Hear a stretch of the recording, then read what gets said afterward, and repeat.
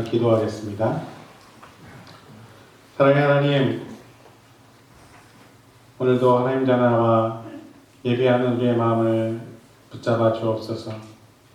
살아계신 하나님의 말씀이 우리 안에 임하는 귀한 시간 되게 도와주셔서 그 말씀을 듣는 우리의 마음속에 찾아와 주시고 하나님이 우리에게 하시는 말씀을 듣는 귀한 시간 될 수 있도록 역사하여 주옵소서. 성령께서 이 시간 함께 하실 줄 믿으며 예수님의 이름으로 기도합니다. 아멘. 주님의 은총이 여러분들에게 함께 하시기를 축원합니다. 주연절 7번째 주일입니다. 주연절은 예수님의 본성이 세상에 환히 드러난 것을 기억하며 보내는 절기라고 말씀드렸습니다. 믿으신 주님께서 우리에게 오신 그런 기간입니다. 이때서 주님을 모신 우리의 마음이 밝아지고 살아계신 그분과 만난 우리의 삶에도 사랑의 열매가 맺히기를 희망하는 그런 절기입니다. 사순절 전까지 주연절기를 보내게 되는데 이 절기를 보내는 동안 여러분과 저의 삶에 주님의 환한 빛이 임하시는 은총의 시간이 되시기를 다시 한번 주님의 이름으로 축원합니다. 오늘 말씀, 제가 본문으로 잡은 말씀은 병든 베드로의 장모를 고치신 예수님에 관한 말씀입니다. 이 이야기가 복음서에 나오는 최초의 병자 이야기이기도 합니다. 한 여인이 예수님을 만나서 치유되고 새로운 삶을 살게 된 이 이야기를 통해서 복음의 의미를 다시 한번 되새길 수 있는 그런 시간이 되었으면 좋겠습니다. 오늘 말씀에서 마가는 예수님의 일행이 회당에서 나와서 시몬과 안드레의 집으로 갔다 이렇게 기록합니다. 시몬과 안드레의 집으로 가시기 전에 예수님이 하신 일이 있죠. 가버나움의 한 회당에서 가르치셨습니다. 거기에서 예수님은 율법학자들의 형식적이고 메마른 문자 해석과는 다른 살아있는 하나님의 말씀을 전하십니다. 그리고 그 말씀을 들은 사람들이 놀라게 되죠. 그리고 있었던 일이 회당에 있었던 악한 귀신 들린 사람에게서 악령을 쫓아내심으로써 예수님에 관한 소문이 갈릴리 온 지역에 퍼져나가는 계기가 되었다. 이렇게 마가는 기록합니다. 그때 사람들이 예수님이 하신 말씀을 듣고 이렇게 얘기했어요. 권위 있는 새로운 가르침이다. 라고 마가복음 오늘 1장 27절 말씀에 그렇게 사람들이 예수님의 말씀을 평가했다라고 기록합니다. 회당에서 있었던 이 일을 기록한 후에 마가는 예수님의 일행이 회당에서 나와서 곧바로 시몬과 안드레의 집으로 갔다 이렇게 전합니다. 그래서 여기서 예수님의 일행이란 예수님과 함께했던 두 형제를 가르치죠. 제자로 부르신 시몬과 그의 동생 안드레 그리고 세베대의 아들과 그의 동생 요한입니다. 네 사람 모두 다 갈릴리 바닷가에서 그 바닷가의 그 어부로 살아가는 삶을 생활의 터전으로 삼고 생계를 삼아 살아가던 사람들이었습니다. 예수님은 지금 그들을 제자로 부르셔서 그들과 함께 당신의 첫 제자가 되었던 시몬과 안드레의 집을 향해 가십니다. 여기서 한번 근데 잠시 짚고 넘어가야 할 문제가 있습니다. 마가가 전하는 예수님의 일행의 동선입니다.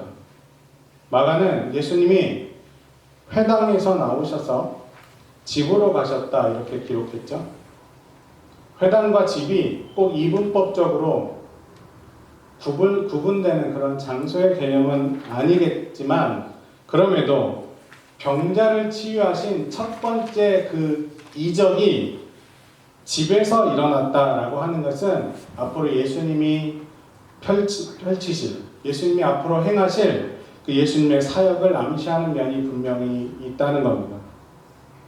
회당에 누가 있죠? 당시 회당에 누가 있죠? 가르치고 백성들을 통치하는 사람들이 있었습니다.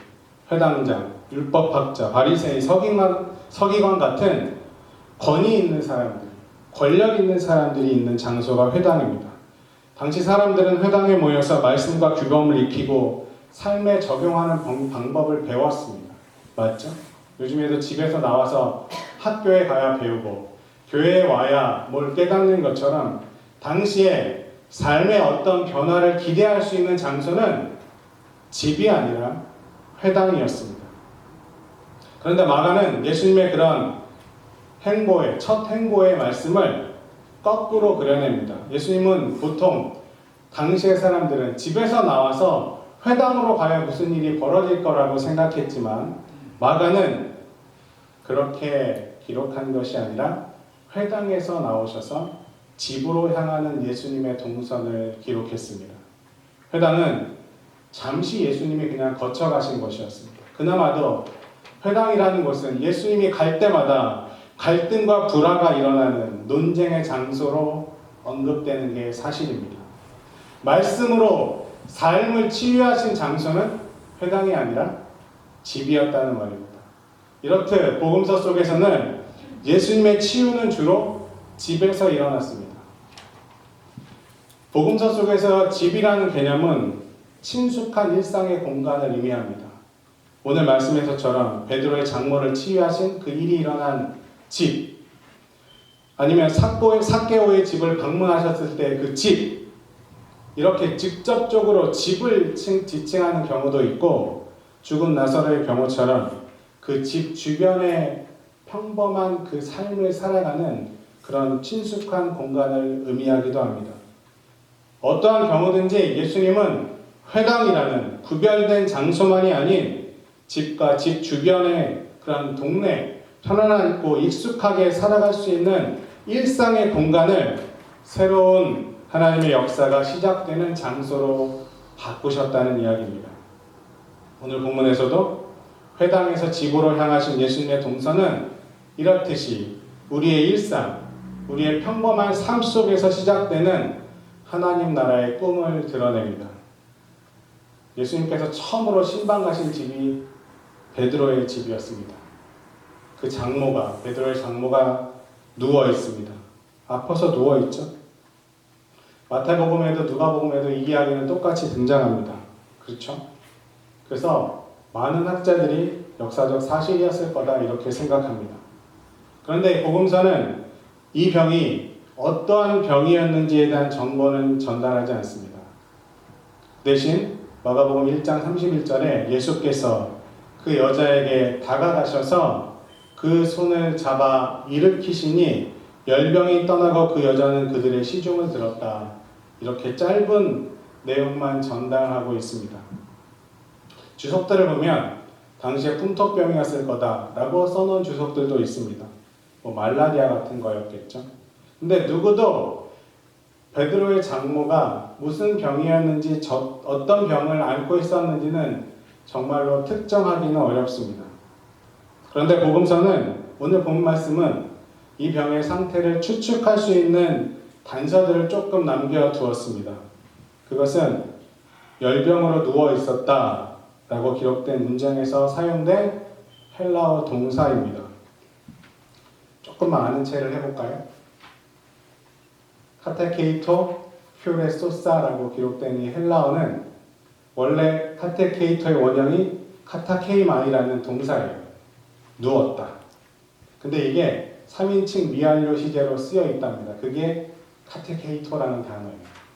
우리 영어에서 현재 분사 이런 얘기 하죠? 과거부터 지금까지 쭉 있었던 일을 가르칠 때 분사 형태로 기록되었다는 겁니다. 그냥 계속해서 과거로부터 지금까지 그냥 쭉 누워 있었다는 거 그렇게 기록한 겁니다. 그 열병이 정확히 뭔지는 모르겠지만 그 열병으로 인해서 베드로의 장모는 그냥 쭉 누워 있었다는 거예요. 예수님이 오셨을 때도 그 상태가 계속 지속되고 있었다는 의미입니다. 게다가 열병을 뜻하는 단어였던 낱말 역시 헬라어로 불이 나다라는 뜻의 퓨레소라는 동사의 분사형 나오죠? 네. 원래 동사 원형은 퓨레소라는 단어인데 동사의 분사형인 퓨레소사라는 단어로 쓰여졌다는 거죠. 무슨 말인가 하면요, 다 몰라도 되지만 마가가 그렇게 기록하고 있었다는 거예요. 병명이 무엇인지에 관심을 두기보다 이 여인이 지금 어떤 상태로 있었는지를 더 전달하기 위해서 이런 문장을 구사했다는 겁니다. 병명이 중요했으면 무슨 병으로 아팠을 거야, 무슨 병으로 아팠다라고 썼겠죠. 근데 마음이 아팠는지, 뭐가 아팠는지 계속 누워서 몸에서는 열병, 막 열불이 나고 있는 그런 상태였다는 뜻입니다. 그러면 이 여인은 왜 열불이 나서 몸에서 열이 막 나가지고 누워 있었을까요? 여러분, 질병은 사람을 가리지 않고 찾아오지만 특정한 사회 맥락과 질병은 연관성을 갖기도 합니다. 그렇죠?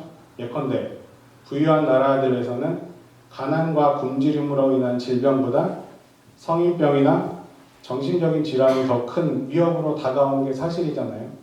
제 친구 목사님이 필리핀에서 선교사로 한참 열심히 일하고 있을 때 갑자기 제가 한국에 있을 때 일인데요.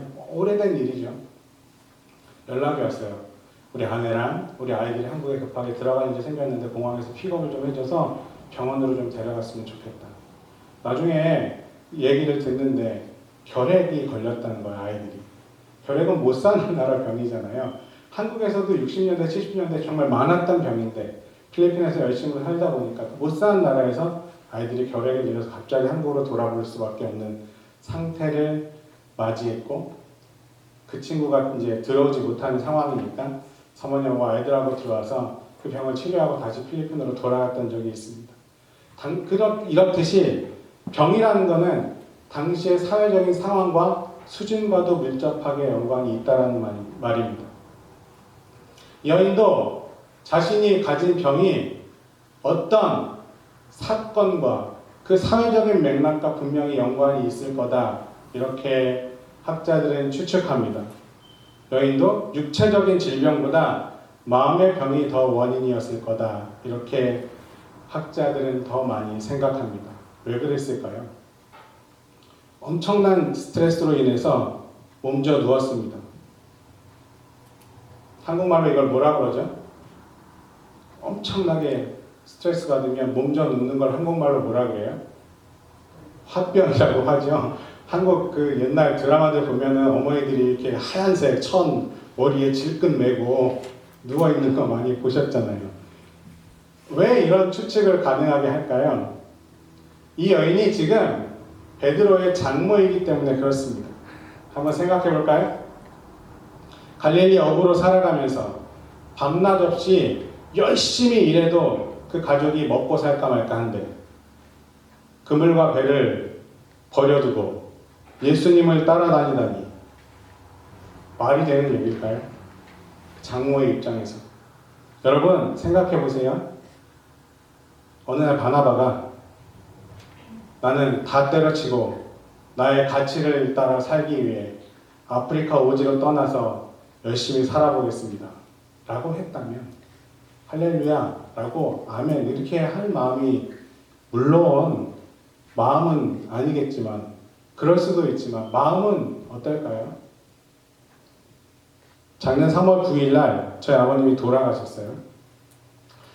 제가 돌아가시기 한 2주 전에 부랴부랴 나가서 아버님 임종은 지켰는데 아직도 제 마음속 한구석에 이런 마음이 있습니다.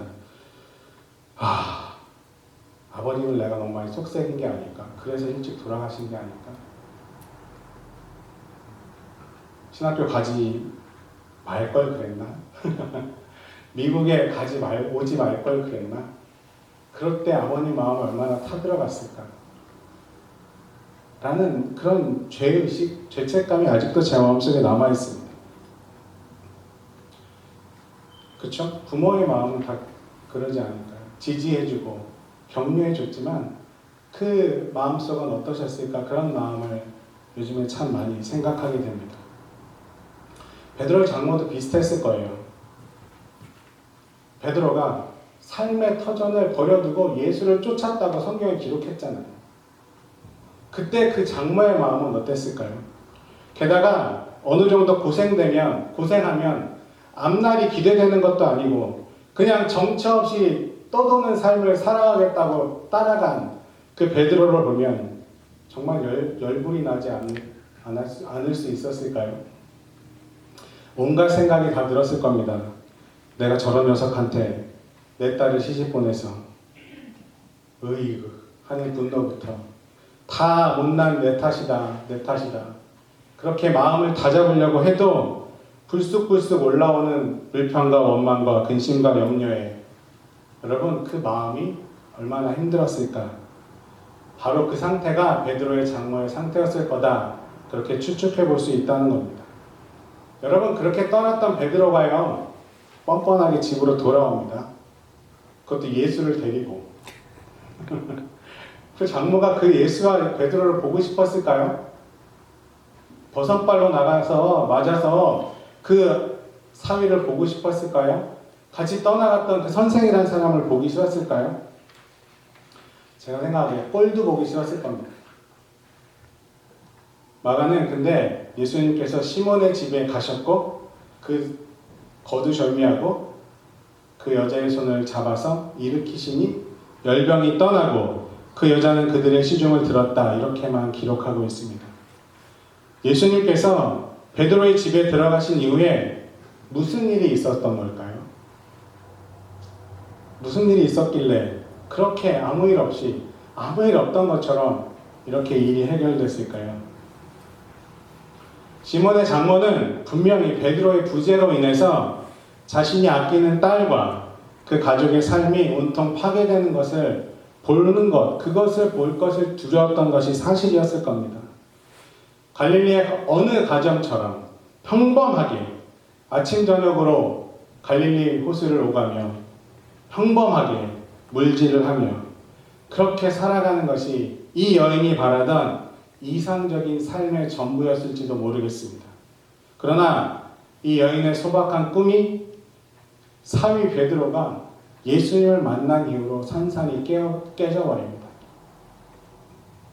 마치 생명이 탄생하기 전에 산고의 고통을 겪는 여인처럼 시몬이 베드로로 거듭나서 새 생명을 얻게 되고 하나님의 귀한 사역을 감당하기 전에 이 여인은 그런 산고의 고통을 경험하게 됩니다. 그러나 예수님을 만난 후에 베드로의 장모는 그냥 예수님을 만난 후에 몇 마디 주고받고 그 예수님을 보기만 해도 그 마음속에 이런 마음이 들었을 겁니다. 이런 분과 함께라면 내가 가진 염려는 할 필요가 없겠구나. 왜 그랬죠? 그래서 마가가 그 전에 이런 말씀을 기록한 거예요. 회당에서 예수님이 권위 있는 새로운 가르치심을 보여주셨다라고 그렇게 미리 기록하고 있는 겁니다. 권위 있는 새로운 가르침으로 사람들을 놀라게 하셨던 예수님은 근심과 염려에 사로잡혀서 화병에 누워있던 베드로의 장모에게 찾아오셔서 그 말씀의 권능으로 그 여인의 손을 잡아 일으키시고 그의 삶을 새로운 삶으로 불러 일으켜 세우셨다는 겁니다. 마가는 예수님을 만난 이 여인의 삶을 이렇게 기록하죠. 치유를 경험하고 예수님의 시종을 들었다. 이렇게 기록했습니다. 무슨 말이에요? 그냥 시종을 들었다가 뭐 뒷바라지 했다 이 얘기보다 마가가 하고 싶은 얘기는 예수님이 하시는 사역에 조력자가 되었다라고 기록하고 싶었던 겁니다. 낙심에 빠져서 화병에 몸져 누워있던 여인이 예수님을 만나서 그분의 손을 잡아서 일어나자마자 새 힘을 얻고 새로운 삶의 기쁨을 누리게 된 거라는 거죠. 갈릴리의 어부였던 시몬 베드로는 이제 어떻게 되었을까요? 이제 위대한 사도로서 교회의 든든한 반석으로서 하나님의 일을 하는 귀한 일꾼이 되었습니다. 산고의 고통을 이기고 얻은 생명처럼 하나님의 꿈에 동참함으로써 낙심을 이기고 희망의 든든한 반석으로 우뚝 설 수 있었던 겁니다. 마가는 이 이야기를 통해서 우리에게 하나님 나라의 소망을 전하고자 한 겁니다. 우리는 누구나 시몬의 장모처럼 낙심의 때를 거칩니다. 낙심에 빠지죠. 우리가 바라고 생각했던 그런 바람직한 삶의 방향에서 우리 자신과 혹은 우리의 자녀가 혹은 우리의 바라는 일들이 이탈하는 것들을 때때로 경험하면서 살아갑니다. 맞습니다. 이 여인의 경우는 뭐예요? 베드로가 가장으로서 책임을 다하면서 아들, 딸과 더불어서 소박하게 그렇게 살아가는 것이 바람직한 삶의 이상이었을 겁니다. 그 꿈이 좌절되었을 때 이 여인은 절망을 이기지 못하고 알아누웠습니다. 그러나 예수님은 이 여인에게 다가가셔서 새로운 꿈을 갖게 하셨습니다. 그것이 바로 하나님 나라의 소망입니다. 나와 내 가족의 테두리를 넘어서 유다인과 헬라인이 하나가 되는 꿈. 하나님 아버지가 내 아버지만이 아닌 우리 모두의 아버지가 되는 더 큰 집을 세우는 꿈. 하나님이 사랑하시는 그 누군가가 다 함께 가족이 되는 놀라운 꿈. 그런 꿈을 베드로의 장모에게도 갖게 하셨다는 겁니다. 이 꿈을 품고 그 꿈을 실현하기 위해 살아가는 것이야말로 이 여인이 바라던 삶의 행복을 실현하는 그런 길이라는 것을 주님은 이 여인에게 알려주셨다는 거죠. 그래서 지금 그 여인이 겪고 있는 이 병은 새 생명이 태어나기 전에 산모가 겪는 진통인 것 같은 그런 아픔이라는 것. 잠시 후에는 더 큰 기쁨이 있을 거라는 그런 잠시뿐인 고통이라는 것을 깨닫게 해주셨다는 거예요. 베드로를 통해서 그의 가족을 부르시고 이제 베드로의 장모까지도 하나님께서 하시는 일에 동참케 하는 그런 은혜를 경험케 하셨습니다. 자신이 열병으로 누워있던 그 집에서 그녀는 새로운 삶을 경험할 수 있었습니다. 이제 여인은 예수님을 돕는 새로운 일꾼으로 새로운 삶을 시작하게 되었습니다. 사랑하는 우리 에머스트 초대교회 교회 여러분, 예수님은 이렇게 우리의 절망을 희망으로 바꾸시는 분입니다. 우리의 기대가, 우리의 바람이 닫혔을 때 분명히 우리가 하나님의 손을 놓지 않고 있다면 다른 길을 열어주시는 분이시고 그분이 인도하시는 길을 손 놓지 않고 갈 수 있을 때 끝에는 부활의 기쁨을 맛보게 하시는 분이라는 사실을 마가는 이야기를 통해서 우리에게 가르쳐주고 있는 것입니다. 주님은 우리를 우리 인생에서 가장 아름답고 행복한 길로 이끌어주시는 분임을 믿습니다. 아멘. 여러분, 때때로 희망이 절망으로 바뀌는 순간이 있습니다. 하지만 예수님의 손을 놓지 않는 한 그 희망은, 그 절망은 다시금 새롭게 희망으로 바뀌게 될 것입니다. 주님의 일꾼으로 새롭게 세워진 이 여인처럼 우리도 주님의 손을 놓지 않으시기를 주님의 이름으로 부탁을 드립니다. 아멘. 여러분, 여러분의 방법대로 주님의 손을 꼭 잡고 있는 길을 잡고 있기를 노력하십시오. 여러분의 방법을 찾아내십시오. 저는 이런 것의 방법으로 주님만을 바라보려고 노력합니다. 하는 방법을 꼭 만들어내시기를 주님의 이름으로 부탁을 드립니다. 여러분, 그 가느다란 그 선 하나 때문에 하나님은 끝까지 우리를 포기하지 않으시고 베드로의 장모가 하나님의 귀한 일에 초청받아서 아름다운 일들을 감당했던 것처럼 우리의 삶도, 우리의 인생도 하나님 안에서 아름답게 꽃피어갈 줄로 믿습니다. 이런 주님의 꿈을 우리의 꿈으로 삼아 살아가는 참 믿음의 사람, 참 믿음의 가정, 그리고 우리 교회가 될 수 있기를 주님의 이름으로 축원합니다. 주님의 은혜와 평화가 한 주간도 여러분에게 함께 하시기를 다시 한번 주님의 이름으로 축복합니다. 아멘. 기도하겠습니다.